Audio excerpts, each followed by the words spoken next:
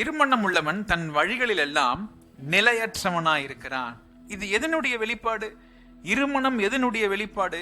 இருமனம் எதோட வெளிப்பாடுனா தேவனுடைய சாயலில் இணைக்கப்படவில்லை என்பதற்கான ஒரு அடையாளம்.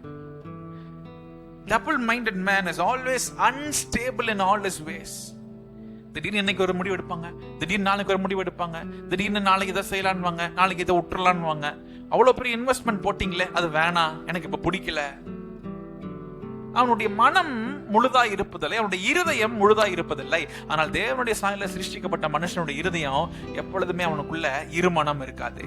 அவனுடைய வழிகள் எல்லாம் நிலையானதா இருக்கும். உங்க வாழ்க்கை ஸ்டேபிளா இருக்கணுமா? உங்க வாழ்க்கை கரெக்டா நிர்ணயிச்ச பாதையில் நீங்க போகணும்னு ஆசைப்படுறீங்களா? உங்களுடைய இருதயத்தை சரிப்படுத்த வேண்டும். நம்முடைய இருதயம் முழுமையடையணும். நம்முடைய இருதயத்துக்குள்ள பிளவுகள் இருக்கவே கூடாது. அது மட்டும் இல்ல, அந்த இருதயம் எப்பொழுதுமே அப்படியே பதறிக்கிட்டு இருக்காது. அந்த இருதயம் எப்பொழுதுமே அப்படியே ஓய்வுல இருக்கும். அவன் இருதயம் எப்படி இருக்கும்?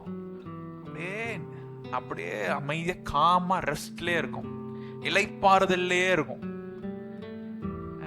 நான் இது சில மனுஷங்களை பார்த்துருக்கேன். கடவுளுடைய மனுஷங்களை பார்க்கும்போது எப்படி இவ்வளவு காமா இருக்காங்க, எப்படி இவ்வளோ ஈஸியா ஹேண்டில் பண்றாங்க?